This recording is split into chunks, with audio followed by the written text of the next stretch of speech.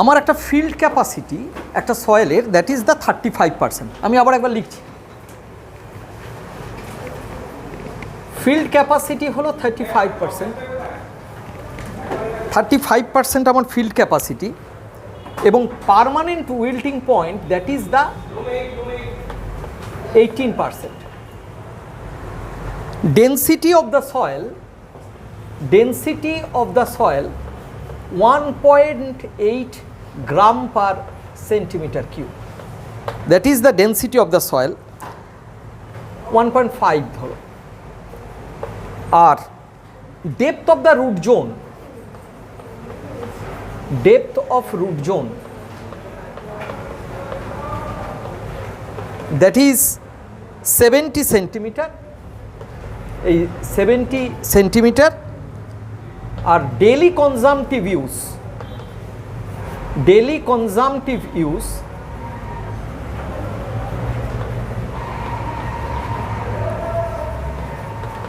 That is 17 millimetre. এবার দেখো, এই তো তোমরা জানো what is field capacity. Field capacity means, আমি যদি সয়েলের ভাষায় বলি, weight of water divided by the weight of the soil. ইরিগেশনের ভাষাতেও তাই বলতে পারি যে field capacity weight of water divided by the weight of the soil. Permanent wilting point is the point, মানে হচ্ছে যে আমরা কোনোভাবেতেই পার্মানেন্ট উইল্টিং পয়েন্টের নিচ থেকে জল এক্সট্র্যাক্ট করতে পারবো না। There is no scope to extract the water from the line of the permanent wilting, মানে below the line of the permanent wilting point, তাই না? এখন আমার এই যে ইরিগেশন এফিসিয়েন্সি বলো, মানে আমি যদি ইরিগেট করতে চাই, তাহলে এই ধরনের ঘটনা ঘটতে পারে যে আমার পার্মানেন্ট উইল্টিং পয়েন্ট পর্যন্ত যাব না, আমার একটা অপটিমাম ময়েশ্চার কন্টেন্ট পর্যন্ত যাব, এবং this value may be the 75 to 80% পর্যন্ত, একটা অপটিমাম ময়েশ্চার কন্টেন্ট পর্যন্ত যাব। জল যখন ওই পর্যন্ত চলে গেল, নেমে গেল ফ্রম দ্য ফিল্ড ক্যাপাসিটি, আমি সেখান থেকে আবার ইরিগেট করে আমি সেখানে আপ টু ফিল্ড ক্যাপাসিটি পর্যন্ত পৌঁছে দেব। ফিল্ড ক্যাপাসিটি যেটাকে আমি বলেছিলাম, তাহলে ফিল্ড ক্যাপাসিটির ফর্মুলা অনুযায়ী আমি বলতে পারি weight of water divided by weight of the soil solid. তাহলে weight of water divided by, আমি বলতে পারি যে গামা এস যদি সয়েলের ডেন্সিটি বলি ইন্টু ডি। কেন গামা এস ইন্টু ডি বললাম না? D is equal to the depth of the তোমার ধরো সয়েল, মানে যে depth of the root zone যদি আমরা এখানে ব্যবহার করি, তো depth of the root zone. আর আমি ধরে নিচ্ছি 1 স্কোয়ার মিটার এরিয়ায় আমি কাজ করছি, তাহলে দেখো 1 square metre into d that is the volume, এবং ভলিউমকে আমি যদি ডেন্সিটি দিয়ে গুণ করি তাতেই that is the weight of the soil solid, তাই না? তাহলে আমার ওয়েট অফ ওয়াটারটা কত? That is field capacity into gamma S into d, this is the weight of water. এবার ওয়েট অফ ওয়াটার যদি এটা হয়, তাহলে ভলিউম অফ ওয়াটারটা কত? আমার কত ভলিউম, আমি যদি ভলিউমে ব্যাপারটাকে কনসিডার করি, তাহলে volume of water, volume of water that is field capacity into gamma S by gamma W into d, তাই না? আমি গামা ডাব্লিউ দিয়ে ভাগ করে দিলাম, তাহলেই তো আমার জলের ভলিউমটা পেয়ে গেলাম, এটাও তো ডেন্সিটি। তাহলে এটা আমার ভলিউম অফ ওয়াটার কিউবিক মিটারে আমি বের করতে পারলাম। ঠিক same as permanent wilting point মানেও তো তাই, যে আমার কোনো একটা পার্টিকুলার পয়েন্ট পর্যন্ত আমার যেরকম ভলিউমটা থাকবে, ভলিউম অফ ওয়াটারটা থাকবে। তাহলে অ্যাভেলেবেল ময়েশ্চার যেটাকে আমি বলি, this the available moisture is, আমি বলতে পারি যে gamma S by gamma W into d into field capacity minus permanent wilting point. এখানে ঠিক সেটাই বলেছে। তাহলে অ্যাভেলেবেল ময়েশ্চার ভলিউম আমি এই জায়গায় লিখছি, অ্যাভেলেবেল ময়েশ্চার ভলিউম,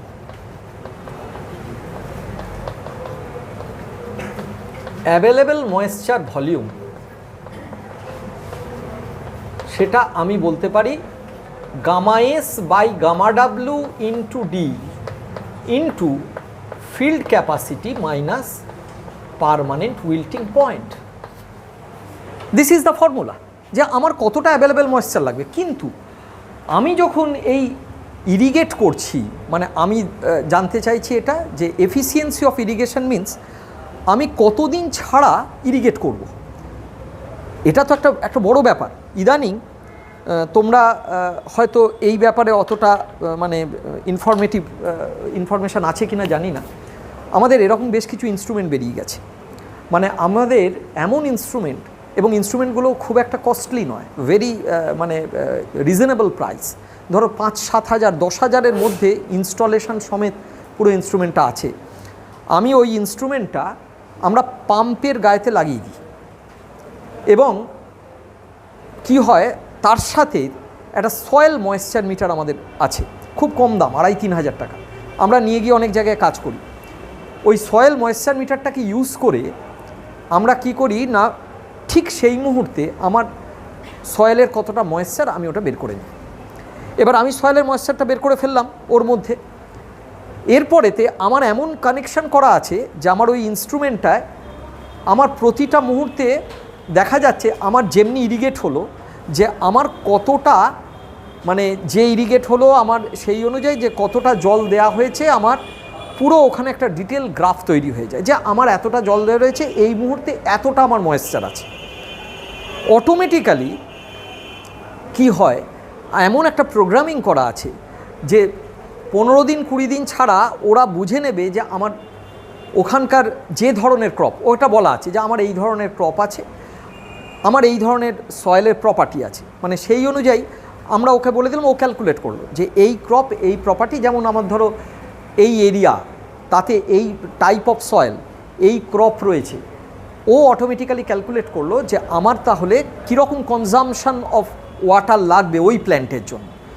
ঠিক সেই টাইম ছাড়া ছাড়া ও অটোমেটিক্যালি ইরিগেট করে দেওয়ার জন্য অ্যালাউ করে দেবে, মানে তোমাকে কিচ্ছু করতে হবে না। মানে পুরো সিস্টেমটাই একটা ওই কম্পিউটার জেনারেটিং সিস্টেম। বিদেশে এগুলো প্রচুর হচ্ছে, কারণ ওদের তো লোক সংখ্যা খুব কম, ওদের পক্ষে এই রেগুলার মাঠে গিয়ে, এবং পাম্পের ক্ষেত্রেও তাই হচ্ছে। ধরো আমি যখন গ্রাউন্ড ওয়াটার তুলছি, এবং গ্রাউন্ড ওয়াটারের ক্ষেত্রেও এই রকম মিটার লাগানো রয়েছে, ও অটোমেটিক্যালি ওই একটা টাইমে অটোমেটিক্যালি অন হয়ে যাচ্ছে, অটোমেটিক্যালি অফ হয়ে যাচ্ছে। আমার তার সাথে একটা মোবাইলের কানেকশান দেওয়া আছে। ফার্মার আর গিয়ে মোটরকে অন করছে না, ও ঘর থেকে বসেই ও দেখলো যে আমার 8 ঘন্টা, আজকে 8 ঘন্টা মোটর চলবে, 8 ঘন্টার পরেতে ও একটা সিগন্যাল দিয়ে দিল, ও ঘরেতে বসে মোবাইলে স্টপ করে দিল মোটরটাকে। আবার কালকে সকালবেলা ধরো ভোর 4টের সময় চালাতে হবে।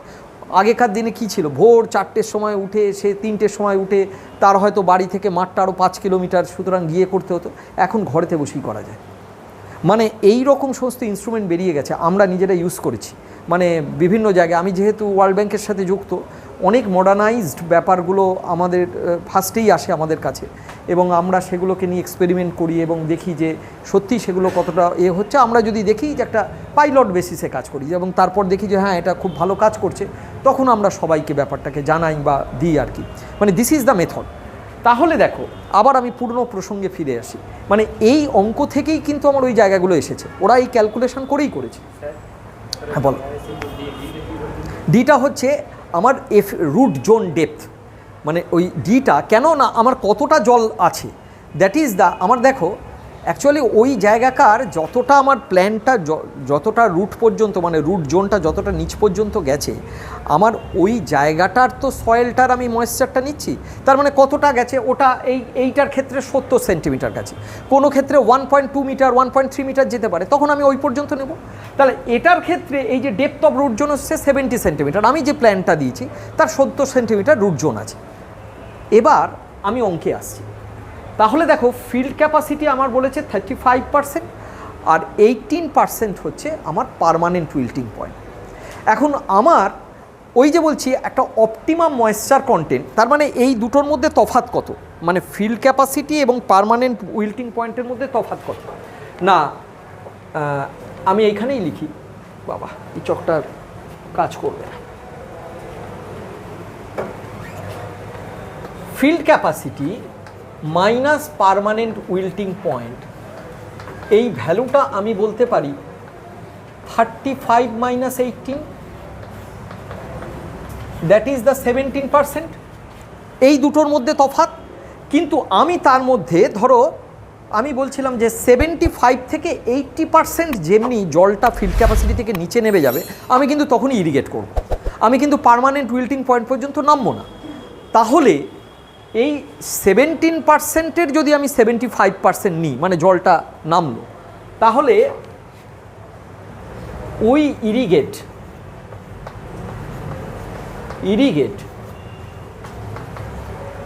when the water depleted, কতটা? 0.75। আমি যদি 75% নিলাম তাহলে এই ভ্যালুটা কত হলো না 12.75%। তার মানে দেখা যাচ্ছে যে আমার যখন 12.75%, মানে ওই 17% নয়, 12.75% পর্যন্ত যখন নামছে আমি তখন জল দিয়ে দিলাম। তার মানে আমি এইখানেতে যখন ভলিউমটা লিখলাম, মানে ডেপথ অফ দ্য ওয়াটার আমার যেটা লাগবে, আমার দেখা গেল অ্যাপ্লাইং যে ইরিগেশন ওয়াটার, সেটাকে আমি কত করব না that is the gamma S by gamma W into FC minus OMC into D. এই তো ব্যাপারটা। হ্যাঁ বলো। হ্যাঁ ওই ব্যাপারটা একবার বলছি, দাঁড়াও একটা ছবি আঁকলে ব্যাপারটা ক্লিয়ার হবে। আমি এই জায়গাটা মুছি।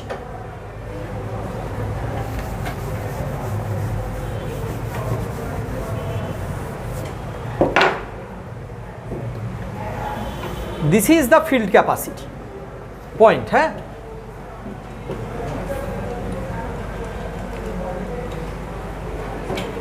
আর এটা হলো আমার পার্মানেন্ট উইল্টিং পয়েন্ট।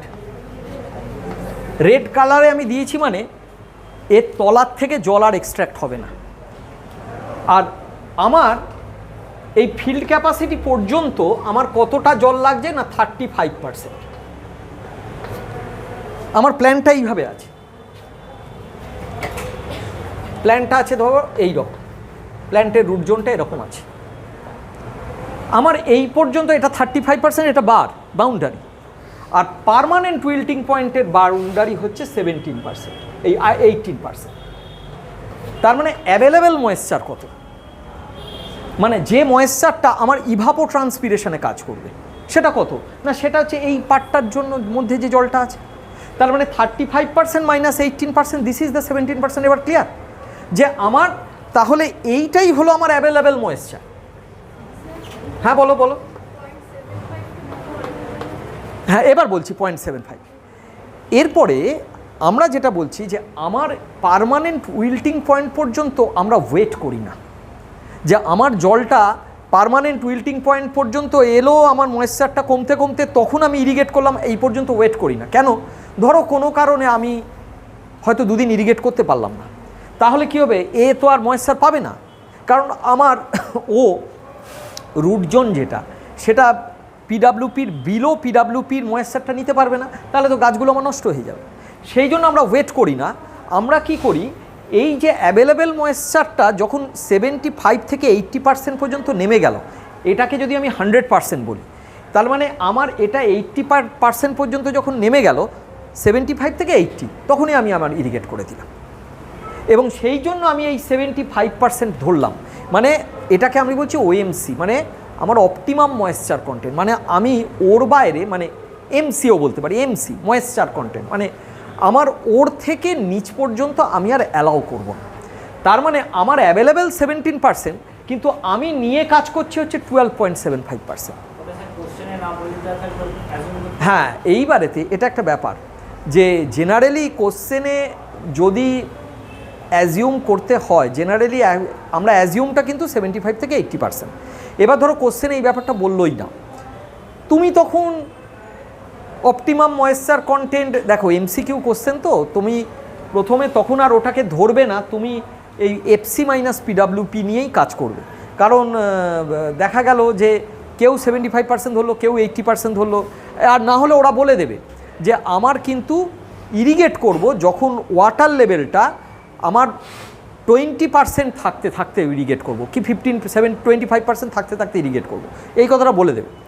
কিন্তু জেনারেলি আমরা দেখি যে যেহেতু ওটা করা হয় না সেহেতু আমরা অ্যাজিউম করে নিই যে 25 to 25% যেমনি নেমে গেল সঙ্গে সঙ্গে, তাহলে আমার অ্যাভেলেবেল 17% হলেও আমি নিয়ে কাজ করব কিন্তু 12.75%। তাহলে 12.75%, তাহলে আমার এই যে ময়েশ্চার রেস্ট, তাহলে ময়েশ্চার রেস্ট কতটা হবে না, ময়েশ্চার রেস্ট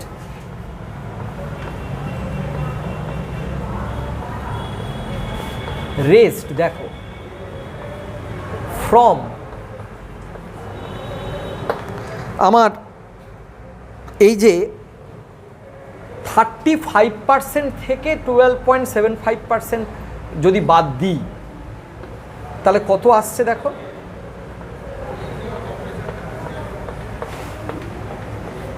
তাহলে আমার আসছে 20, এখানে হচ্ছে 12 13 আর এটাকে হচ্ছে 12, তাহলে 12.25% থেকে 35%, মানে আমার এই ব্যাপারটা হলো মানে 22.25% থেকে রেস ফ্রম এত টু 35%, তাই তো, যা আমার কি হলো 12.75% আমার অ্যাভেলেবেল, তার মানে অ্যাভেলেবেল মানে এই পর্যন্ত, তার মানে এইখান থেকে এই পর্যন্ত যে ডিস্টেন্সটা মানে এইখানে যেটা আছে এইখান থেকে এই পর্যন্ত মানে এখান থেকে 12.25 নামিয়ে দিয়েছি, তাহলে কতটা হলো 22.25, মানে কি হলো ধরো এই পর্যন্ত আমার এসছে, এটাই হচ্ছে আমার ময়েশ্চার কন্টেন্ট। এখন আমার বলেছি 17%-এর মধ্যে এইখান থেকে এটা হচ্ছে কত না 12.75%, তাহলে 35% থেকে 12.75% বাদ দিলে যতটা, তার মানে এইখান থেকে এই পর্যন্ত আমি জলটা ভরবো ইরিগেটেড ওয়াটার। ক্লিয়ার? অসুবিধে হচ্ছে বুঝতে নাকি? দেখো আমার অ্যাভেলেবেল ময়েশ্চার তো 17%, আমি তার ভেতরের থেকে কত না যখন 75% জল আমার ইউটিলাইজ হয়ে যাবে আমি আবার ইরিগেট করব, তাহলে 75% জল ইউটিলাইজ মানে 12.75% জল ইউটিলাইজড হলো, তার মানে এই 35%টা নামলো কত পার্সেন্ট, 35 মাইনাস 12.75, তাহলে নামলো 22.25, আর তুলতে হবে 35 পর্যন্ত, তার মানে আমার তাহলে কি হচ্ছে না, সেই জন্যই বলছে 22.25% থেকে আমার 35% পর্যন্ত আমায় তুলতে হবে। এইটাই হচ্ছে আমার টোটাল, মানে এই জায়গাটাতে আমাকে ময়েশ্চারটা দিতে হবে, মানে এবার ওই ময়েশ্চারের জন্য কতটা ডেপথ লাগবে এটাকে এবার ব্যবহার করতে হবে। বোঝাতে পারলাম? নিশ্চয়ই ছবি দেখে বুঝতে পেরেছো। এইবার দেখো তাহলে আমার depth of the water required, depth of water required DW, that is কি না, আমি গামা ডাব্লু যেটা gamma d by gamma W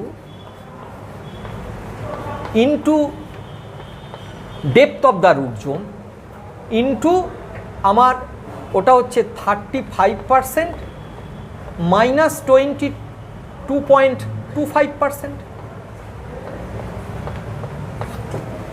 clear কি না? মানে এইখান থেকে তো এই পর্যন্ত তুলছি, তার মানে আমার অরিজিনালি ইউজেবল ময়েশ্চার মানে দরকার হচ্ছে এত পার্সেন্ট ময়েশ্চারটাকে রেস করবো 12.75%, তার মানে আমার 33 থেকে ওই পর্যন্ত গেলে এইবারেতে তোমরা হিসেব করে বলো দিস ইজ 1.5 বাই 1। আচ্ছা এটাকে ডি এর ভ্যালুটা তোমার ধরো যদি মিটারে আমি করি, কারণ এটা গ্রাম পার সেন্টিমিটার কিউব, তো তার মানে আমি সেন্টিমিটারেও করতে পারি, কোনো ব্যাপার না, সেন্টিমিটারে আমি করলাম, সেন্টিমিটার গ্রাম পার সেন্টিমিটার কিউব আছে ইন্টু এই ভ্যালুটা, আমার কত ডেপথ অফ ওয়াটারটা কত আসছে বলো, what should be the depth of water.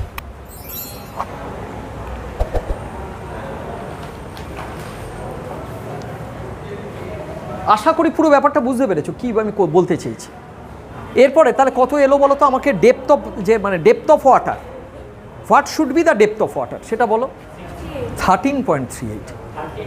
হ্যাঁ এই যোগ বিয়োগগুলো একটু বাবা ঠিক করে করো। 13.38 সেন্টিমিটার, তার মানে এই যে জলটা মানে এই ডেপথ অফ ওয়াটার আমার লাগবে, আমার এই মানে এই ফেনোমেনা বা দিস ক্রাইটেরিয়াটাকে ফুলফিল করবার জন্য আমার এই ডেপথ অফ ওয়াটার লাগবে।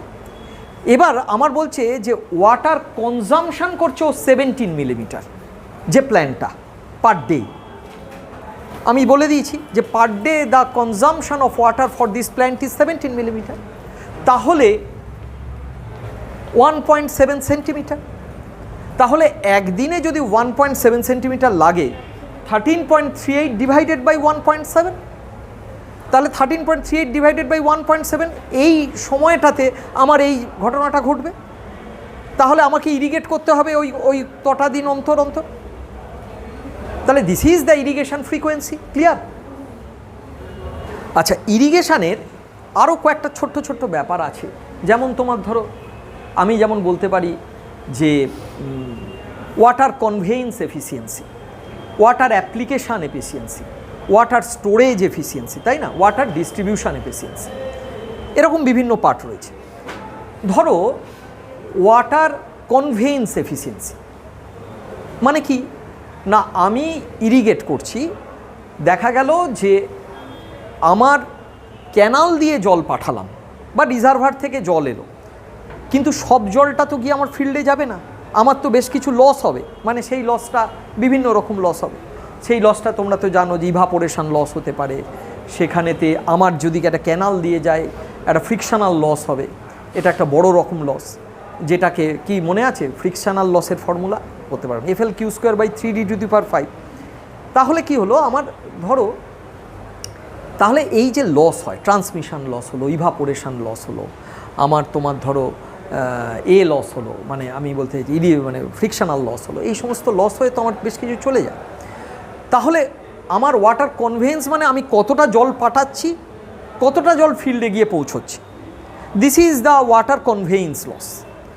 এবার ধরো আমার ওয়াটার কনভেয়েন্স এফিসিয়েন্সি, এবার ধরো ওয়াটার অ্যাপ্লিকেশান এফিসিয়েন্সি কীরকম না, আমার stored in the root zone, কতটা রুট জোনেতে আমার স্টোরড হলো, আর কতটা আমার দেখা গেল যে ফিল্ডে লস হয়ে গেল, যে আমার এতটা লস হয়ে গেছে, আর কতটা রুট জোনে স্টোরড হয়েছে, মানে আমি ফিল্ড দিয়ে পাঠালাম কিন্তু রুট জোনে অতটা স্টোরড হলো না। This is the water application efficiency. তারপরে ওয়াটার স্টোরেজ এফিসিয়েন্সি মানে 1 - small d by capital D × 100%।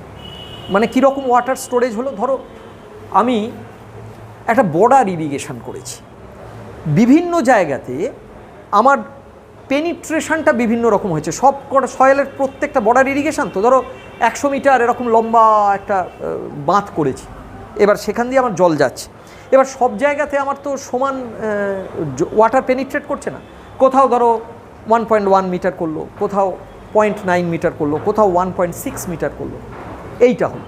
তাহলে আমার অ্যাভারেজ ডেপথ অফ পেনিট্রেশন কত, এটাকে আমরা বলছি ক্যাপিটাল ডি। অ্যাকচুয়ালি এই এফিসিয়েন্সিটা হচ্ছে water distribution efficiency 1 - small d by capital D × 100%। Small d মানে হচ্ছে ওইটা, এই ক্যাপিটাল ডি মানে হচ্ছে ওইটা যে আমার যে লাইন ধরে যতটা পেনিট্রেট করলো, মেবি 1.1, 0.6, 1.8, 1.4, 1.7, 0.9, সেই টোটালটা যোগ করে তাকে অ্যাভারেজ করলো, তাহলে this is the average penetration.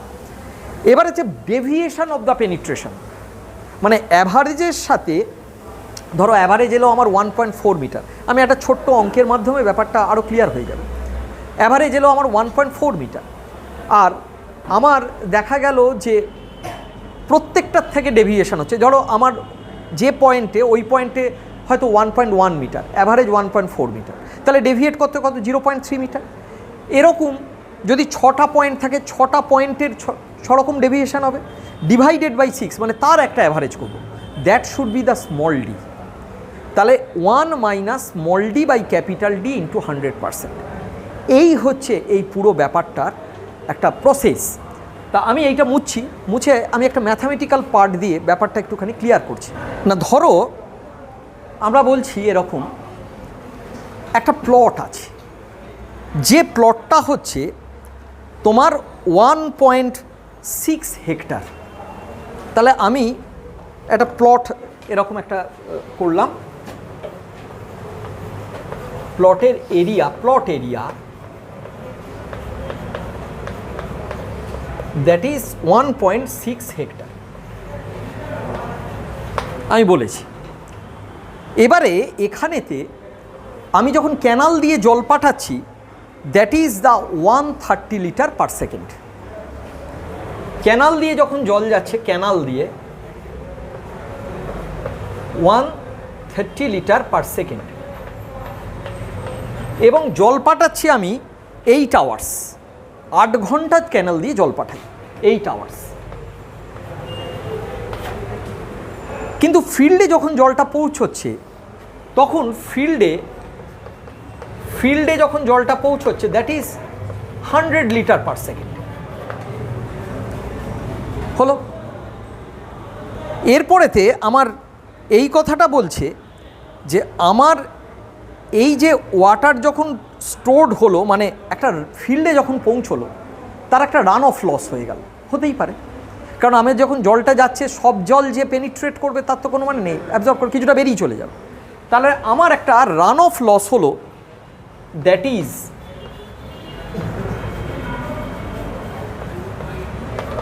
420 cubic metre. এই হলো। এবার আমার বলল যে আমার রুট জোনের ডেপথ হচ্ছে 1.7 মিটার, মানে যে ডেপথ অফ রুট জোন,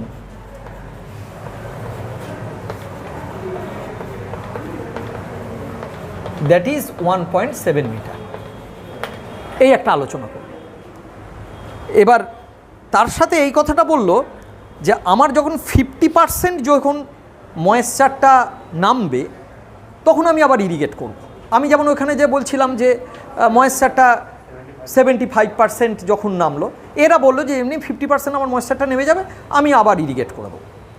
তার মানে হচ্ছে যে ময়েশ্চার যখন 50% নামবে, আর কি 50% ডিক্রিজ করবে, তখন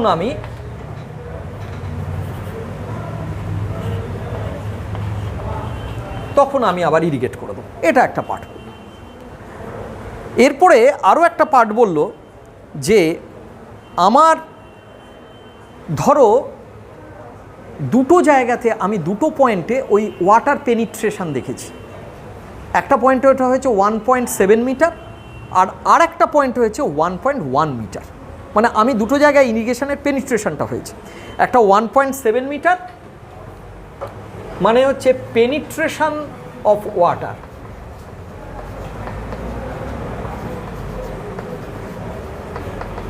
এটা একটা 1.7 মিটার, আর একটা জায়গায় দেখেছি 1 মিটার। এবার আমার প্রশ্নটা হচ্ছে প্রত্যেকটা একটা করে। আমার প্রশ্নটা হলো, প্রথম প্রশ্ন আমি যেটা বের করব, ওয়াটার কনভেইন্স এফিসিয়েন্সিটা কত। ফার্স্ট প্রশ্ন। আমি একটা করে প্রশ্নটা বলছি। তাহলে দেখো, আমি আবার একবার কোশ্চেনটা রিপিট করছি, আমি তো এখানে দিয়েছি। ব্যাপারটা কি, মানে এগুলো হচ্ছে সমস্ত খুব মানে কি বলবো, মানে প্র্যাকটিক্যাল ফিল্ডের এ ধরনের প্রশ্নগুলো হয়। যে আমার দেখা গেল যে কত হেক্টর, 1.6 হেক্টরে আমি কাজ করছি। এবার 1.6 হেক্টরে আমি ইরিগেট করব। সেই ইরিগেশনে আমি ক্যানাল দিয়ে জল ছাড়লাম, যে জলটা হচ্ছে 8 ঘন্টা আমি চালাবো, সেটা হচ্ছে 130 লিটার পার সেকেন্ডে। কিন্তু আমার যখন ফিল্ডে পৌঁছলো, that is 100 litre per second. এটা ফার্স্ট কাজ হলো। তারপরে দ্বিতীয় কি কাজ হলো? দ্বিতীয় দেখা গেল যে আমার এই যে ফিল্ডে যখন আবার জলটা পৌঁছলো, তার আবার 420 কিউবিক মিটার আমার একটা রান অফ লস হয়ে গেল। এই একটা ঘটনা খুব। 3 নম্বর যেটা, যে আমি আবার ইরিগেট করব, দেখা গেল 50% যখন আমার ময়েশ্চারটা নেমে যাচ্ছে, তখন আমি আবার ইরিগেট করব। এটাকে আমি আরেকটা ইনফরমেশান দিলাম। Depth of the root zone 1.7 metre আমি বলে দিয়েছি। আর আমি দুটো পয়েন্টে আমি দেখেছি যে কিভাবে ওয়াটার ডিস্ট্রিবিউট হচ্ছে। একটা পয়েন্টে মনে কত 1.7 মিটার, আর একটা পয়েন্টে 1.1 মিটার। তাহলে প্রথম যে কাজটা করব, that is the water conveyance efficiency. Water conveyance efficiency মানে আমার ফিল্ডে আমি যতটা জল দিয়েছি এবং আমার ক্যানালে যতটা জল যাচ্ছে, এই দুটোর মধ্যে, এটাই ওয়াটার কনভেয়েন্স। তাহলে দেখো, ফিল্ডে রয়েছে কত, that is 100 litre per second, আর আমি ক্যানাল দিয়ে জল যাচ্ছে 130 লিটার পার সেকেন্ড। তাহলে 100 ডিভাইডেড বাই 130 ইন্টু 100%, লেখো।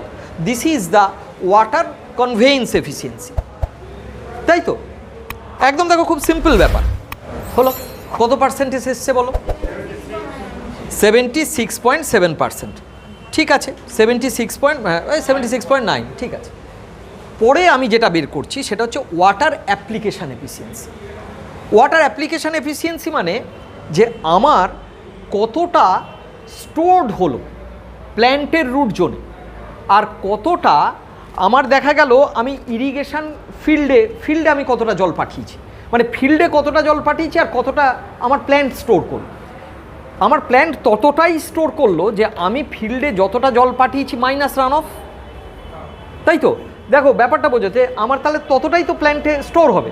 তাহলে আমার ফিল্ডে কতটা জল পাঠিয়েছি সেটাকে ভলিউমে বের করো না। আমার 100 লিটার পার সেকেন্ড জল যাচ্ছে, ক্লিয়ার? 100 লিটার পার সেকেন্ড, তার মানে 100 লিটার পার সেকেন্ড, এবার 8 ঘন্টা ধরে, তাহলে আমার কত ভলিউমের জল আমার ফিল্ডে গেল না? 100 litre into 8 into 60 divided by 1000 cubic metre, তাই তো? 100 লিটার পার সেকেন্ড, তাহলে লিটার পার সেকেন্ডে তুমি 8 ঘন্টায় কনভার্ট করো। সেকেন্ডটাকে আগে 60 তাকে 8 দিয়ে গুণ করো, তাহলে 100 ইন্টু 60 ইন্টু 8 ডিভাইডেড বাই 1000, এত কিউবিক মিটার জল আমার তাহলে ফিল্ডে গেছে, তাই তো?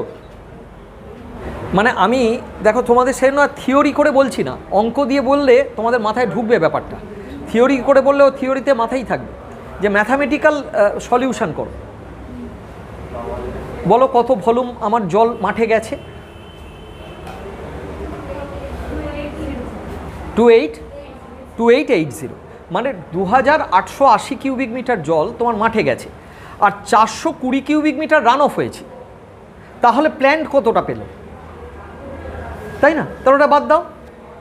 তাহলে হচ্ছে যে water stored at the root zone 2880 minus 420, এই রে 420 হলো 420।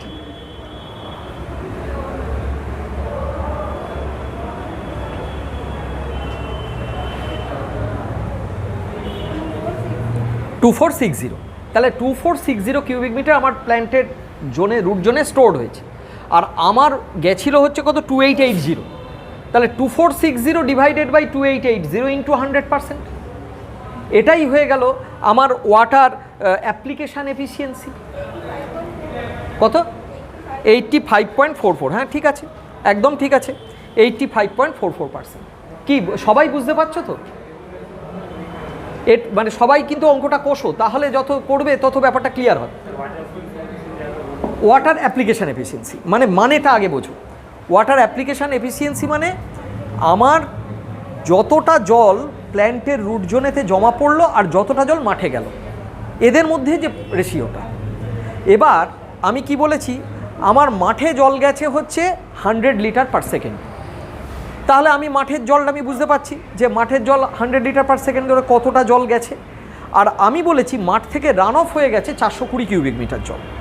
তার মানে যেটা রান অফ হয়েছে সেটা তো আর প্ল্যান্ট রুট জোনেতে থাকেনি।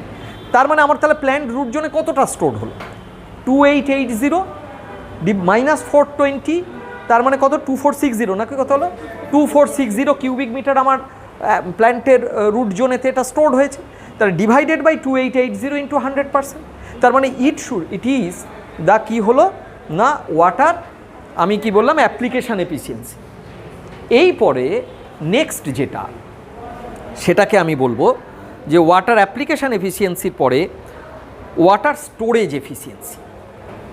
এবার স্টোরেজ বলতে কি বোঝাচ্ছে না, বলছে আমার কতটা জল স্টোরড হলো ডিউরিং ইরিগেশন, মানে ইরিগেশনেতে কতটা জল স্টোরড হলো আর কতটা জল রুট জোনেতে হয়েছিল প্রায়র টু ইরিগেশন, মানে ইরিগেশনের আগেতে আমার রুট জোনেতে কতটা জল ছিল, মানে কতটা জল আমার স্টোরড হলো ওখানেতে, আর আমার হচ্ছে যে প্রায়র টু ইরিগেশন মানে ইরিগেশনের আগেতে কতটা জল ছিল। মানে কিভাবে আমি করব, ধরো আমার বলছে যে ময়েশ্চার হোল্ডিং ক্যাপাসিটি, আমার বলছে যে সেটা কি লিখেছি এখানে, সেটা মনে হয় ওই ইনফরমেশনটা দেওয়া হয়নি মনে, না?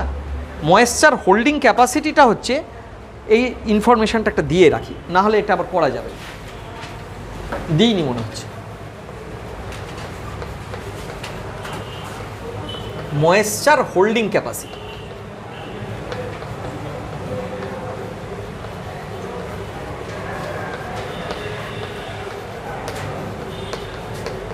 এটা বলছে যে 20 সেন্টিমিটার পার মিটার, মানে এ এতটা ময়েশ্চার ও নিতে পারে, মানে পার মিটার ডেপথ আর কি।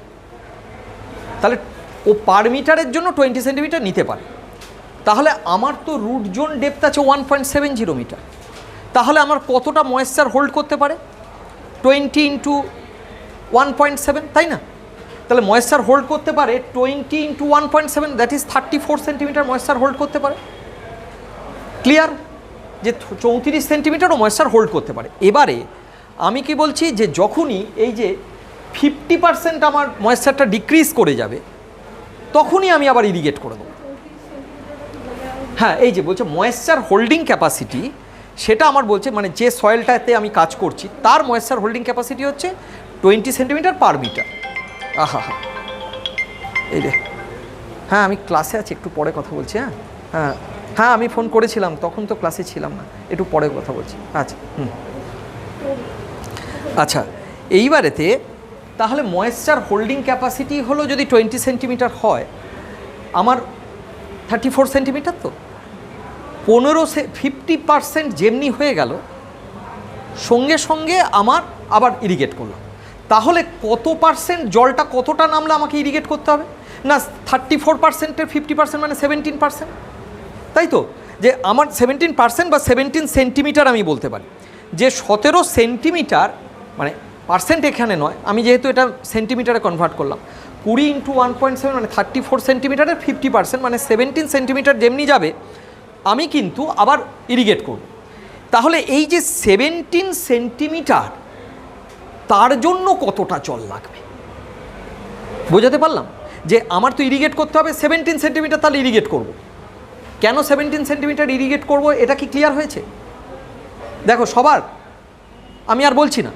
তাহলে এই যে 17 সেন্টিমিটার যে আমার ইরিগেট করছে, আমি লিখছি, তাহলে 20 ইন্টু 1.7, তাহলে হলো 34 সেন্টিমিটার। এবার 34 সেন্টিমিটারের 50% যেমনি হলো, তাহলে কি হলো 17 সেন্টিমিটার আমাকে কিন্তু ওয়াটার ইরিগেট করতে হবে। এইটা 17 সেন্টিমিটার ওয়াটার কিন্তু আমাকে ইরিগেট করতে হবে। এবার 17 সেন্টিমিটার যদি ইরিগেট করতে হয়, তাহলে 17 সেন্টিমিটারের জন্য আমার কতটা জল লাগবে ওই জায়গাতে? না আমার দেখো প্লট এরিয়া বলা আছে, হ্যাঁ হ্যাঁ, 34টা হচ্ছে এই যে বলেছি 1.7 মিটার হচ্ছে ক্রপের রুট জোন, আর আমার যে ক্রপটার তার moisture holding capacity 20 centimetre per metre. তাহলে আমার 1.7 মিটার যদি রুট জোন হয়, তাহলে টোটাল কতটা জল লাগবে? 34 সেন্টিমিটার। এবার 34 সেন্টিমিটার আমার টোটাল জল লাগবে, কিন্তু আমি বলেছি যে 15% যেমনি 50% ময়েশ্চার হোল্ডিং ক্যাপাসিটিটা কমে যাবে, আমি ইরিগেট করে দেবো। তার মানে আমি ইরিগেট করব তখন 17 সেন্টিমিটার যখন নামবে, তখনই আমি ইরিগেট করে দেবো। তাহলে 17 সেন্টিমিটার নামবার জন্য, মানে 17 সেন্টিমিটার নামলে আমার ওই এরিয়াতে কত ভলিউমের জল লাগবে, এটাকে দেখতে হবে। কত ভলিউমের জল লাগবে? না তুমি দেখো, তাহলে 17 সেন্টিমিটার আর এটা হচ্ছে এরিয়া ইন হেক্টর, তাহলে এটাকে যদি স্কোয়ার মিটার করি আর এটাকে যদি মিটারে কনভার্ট করি, তাহলে তো আমি ভলিউম পেয়ে যাব, তাই না? তার মানে 1.6 হেক্টর মানে 1.6 into 10⁴ into 17 divided by 10 square. তার মানে আমার এটা দিয়ে কেটে গেল 110 স্কোয়ার হয়ে গেল। তার মানে হচ্ছে 100 কত হলো, 160 ইন্টু 17 কত হলো দেখো, এত কিউবিক মিটার আমার জল লাগবে, তাই না? আমার তো জল লাগবে এত কিউবিক মিটার। কত লাগছে তাহলে?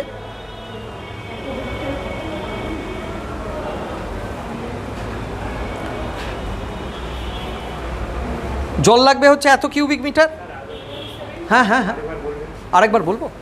এই দেখো না, এত এরিয়া তুমি শুধু এগুলো কিচ্ছু নয়, এগুলো শুধু ইউনিটগুলোকে ভাবো। আমার জলটা ভলিউমে চাই কিউবিক মিটারে, তাহলে আমার এটা কিছু আছে সেন্টিমিটারে, এটা আছে হেক্টারে। তাহলে হেক্টারকে যদি স্কোয়ার মিটার করি আর তাকে যদি ডেপথ দিয়ে গুণ করে দিই, তাহলে কি হবে? ভলিউম বেরোবে। ঠিক তাই হয়েছে, দেখো 1.6 হেক্টার, তাহলে তাকে স্কোয়ার মিটারে করলাম 1.6 × 10⁴ স্কোয়ার মিটার, আর তাকে সেন্টিমিটারকে আমি যদি মিটারে কনভার্ট করি 17/100, তাহলে এত ভলিউমের আমার জল লাগবে ইরিগেট করতে গেলে। ক্লিয়ার? তাহলে কত ভলিউম লাগলো বলো আমায়? 2720। তার মানে 2720 এই কিউবিক মিটার আমার কিন্তু বেসিক্যালি জলটা লাগবে ইরিগেট করতে গেলে।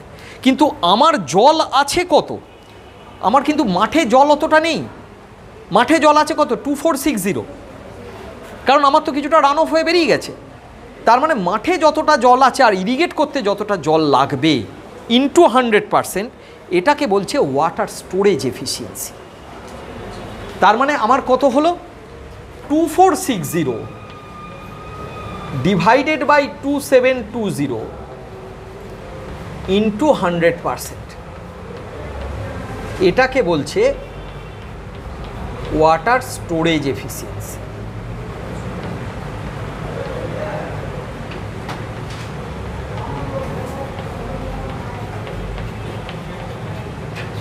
ওয়াটার স্টোরেজ এফিসিয়েন্সি মানে আমার ওই ইরিগেট করতে যতটা ভলিউমের জল লাগলো আর প্র্যাকটিক্যালি মাঠে যতটা জল আছে।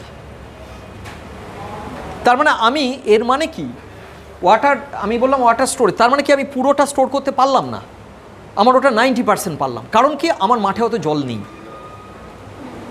মাঠে অতটা জল নেই। কি ক্লিয়ার হচ্ছে তো ব্যাপারগুলো? হ্যাঁ হ্যাঁ বলি, 2460টা কোথা থেকে এলো না? দেখো আমার 100 লিটার পার সেকেন্ড 8 ঘন্টায় জল দিয়েছি, তাতে মাঠে যে জলটা ছিল তার থেকে 420 কিউবিক মিটার রান অফ হয়ে গেছে। তার মানে প্র্যাকটিক্যালি মাঠে জল আছে কিন্তু এইটা। আর আমার 17 সেন্টিমিটার যদি ইরিগেট করতে হয় তাহলে জল লাগবে এত। তার মানে আমি কিন্তু 100% ইরিগেট করতে পারছি না, মানে আমার এই যে ওয়াটার স্টোরেজ 100% নয়, তার কম। কতটা? দ্যাট ইজ এটা বাই এটা, মানে যতটা কম জল আছে সেটাই ইন্টু 100%। তার মানে আমি 90% আমার water storage efficiency, it is not 100% efficiency. Clear?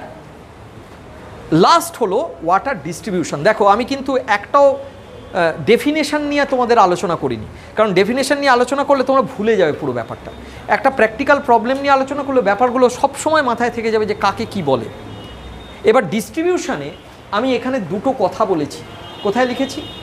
এই যে দুটো জায়গায় পেনিট্রেট করেছে, একটা 1.7 মিটার আমি দেখেছি, আর একটা হচ্ছে 1.1 মিটার। আমার ওয়াটার ডিস্ট্রিবিউশন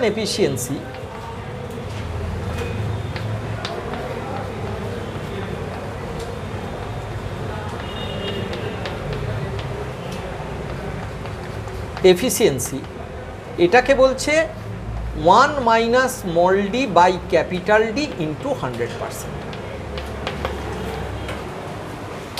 ক্যাপিটাল ডিটা হচ্ছে অ্যাভারেজ ডেপথ অফ পেনিট্রেশন, আর স্মল ডিটা হচ্ছে ওদের ডেভিয়েশনের অ্যাভারেজ। মুখে বললে তোমাদের একটা বুঝতে অসুবিধা হবে যে কী বলছে, একবার ডেভিয়েশন একবার বলছে অ্যাভারেজ ডেপথ। দেখো অঙ্কটা করলে খুব ইজি হয়ে যাবে। আমার এখানে ডেপথ বলেছে কি 1.7 মিটার আর 1.1 মিটার, দুটো জায়গায় আমি নিয়েছি। তাহলে তার অ্যাভারেজ ডেপথ কত? না আমার অ্যাভারেজ ডেপথ ক্যাপিটাল ডি আমি বলতে পারি 1.7 plus 1.1 divided by 2, that is 1.4 metre. That is 1.4 metre, এটাই তো অ্যাভারেজ, তাই তো? এই যে 1.7 আর 1.1। এবার তাহলে মেনের থেকে ডেভিয়েট কত করলো? মানে দেখো অ্যাভারেজ 1.4, আমার এখানে আছে 1.7, তাহলে একটা হলো 1.7 মাইনাস 1.4 মাইনাস 1.3, এই 0.3, আর আরেকটা হচ্ছে 1.4 মাইনাস 1.1, মানে দ্যাট ইজ হচ্ছে 0.3। মানে দুটো ক্ষেত্রেই আমার এটার ক্ষেত্রে হয়ে গেছে। আমার যদি এরকম অনেকগুলো থাকে, অনেকগুলো পয়েন্ট, যেটাকে আমি এর আগে একটা ডেফিনেশন দিয়ে তোমাদের বলছিলাম যে আমার যদি বর্ডার ইরিগেশন হতো, আমি এরকম 8টা 10টা পরপর পয়েন্টের আমি এরকম নিয়েছি, নয় একটা দেখিয়েই দেবো। তাহলে আমার দুটো ক্ষেত্রেই এখানে ডেভিয়েশনটা সমান, দ্যাট ইজ 0.3। তাহলে তার অ্যাভারেজ কত? 0.3 প্লাস 0.3 ডিভাইডেড বাই 2 ইজ 0.3, তাই তো?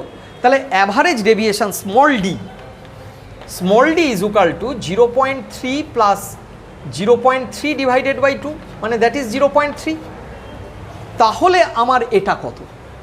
1 minus small d 0.3 by 1.4 into 100%। This is the water distribution efficiency. হ্যাঁ, 78.56 তাই হবে, যে দ্যাট ইজ শুড বি 78.56 হতেই পারে, দেখে বলে দিচ্ছে।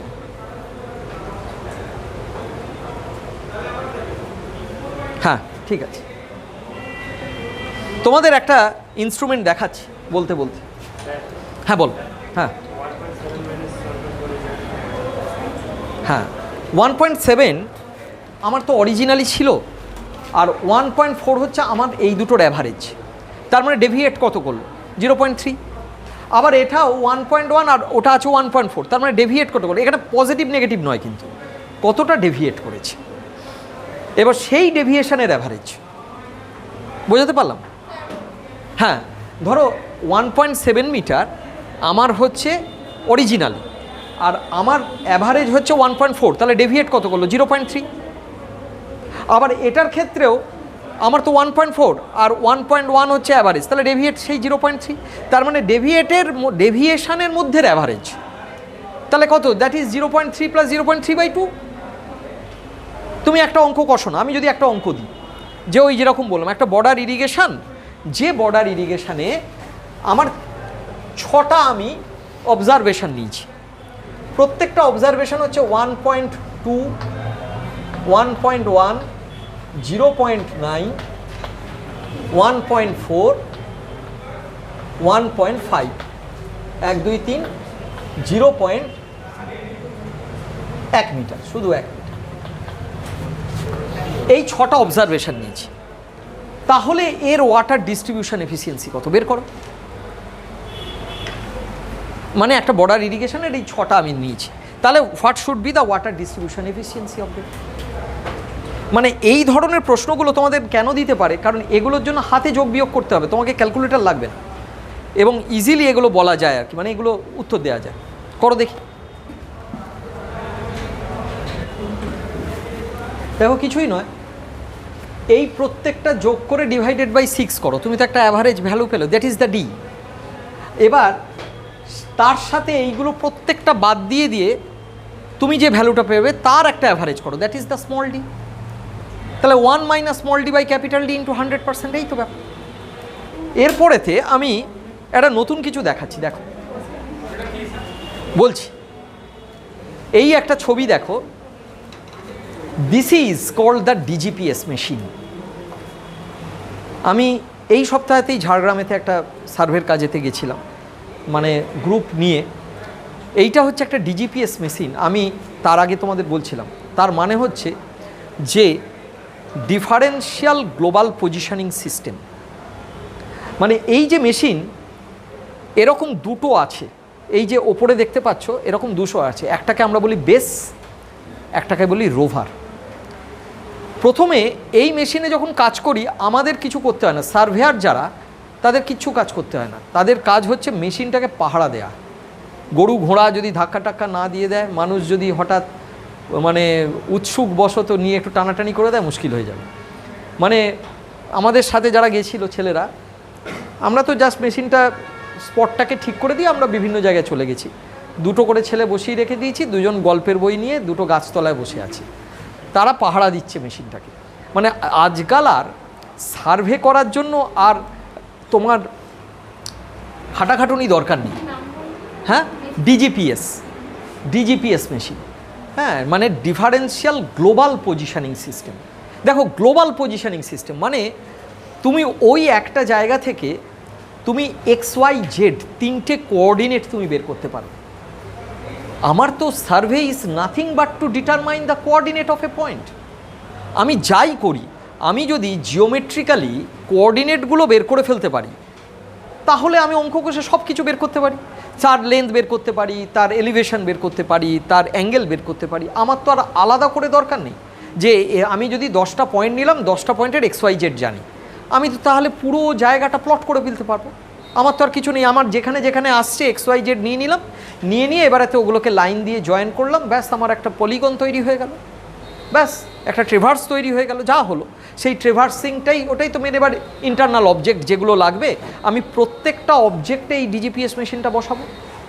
এর দুটো আবার পার্ট রয়েছে, একটাকে বলা হয় স্ট্যাটিক মেথড আর একটাকে বলা হয় ডায়নামিক মেথড। স্ট্যাটিক মেথডে আমাদের সময়টা একটু বেশি লাগে। মানে ধরো এই যে ডিজিপিএস মেশিনটা, আমরা মোরলেস একটা বেঞ্চমার্ক একটা দেখলাম যে বেসিক্যালি, কারণ এগুলো মডার্ন ইকুইপমেন্ট বলে আমি একটু আলোচনা করছি, যে একটা বেঞ্চমার্ক দেখলাম যেখানে ধরো একটা কালভার্টের ধার সেটা রয়েছে। আমি কিন্তু ওর রাস্তার ওপর বসাবো না, কারণ রাস্তাটা ধরো আজ থেকে 6 মাস পরে রাস্তাটার ওপর হয়তো আর একটা লেয়ার তৈরি হয়ে যাবে, তখন কিন্তু আমি আর ওই এলিভেশনের গণ্ডগোল হয়ে যাবে। আমি ধরো কোনো পার্মানেন্ট পয়েন্ট, যে পয়েন্টটা আমার দীর্ঘ কত বছর ধরে পুরনো, কত বছর ধরে এক ছিল বা ভবিষ্যতেও থাকবে এরকম, সেখানেতে আমি মেশিনটাকে বসিয়ে দিই। মেশিনটাকে বসিয়ে কিচ্ছু নয়, যেরকম আমার ট্রাইপড স্ট্যান্ডটাকে সেট করি ওই রকম ট্রাইপড স্ট্যান্ড সেট করে মেশিনটাতে দুটো ব্যাটারি কাজ করে, দুটো ব্যাটারি লাগিয়ে মেশিনটাকে ঠিক যেভাবে সেট করা আছে ওইভাবে সেট করে দিলাম। সেট করে দিয়ে ব্যাস আমি ভুলে গেলাম 1 ঘন্টার জন্য। ও কি করছে, ডিফারেন্ট স্যাটেলাইট আছে আমার এখানেতে। মানে আমার ধরো আমি এটা মুছবো,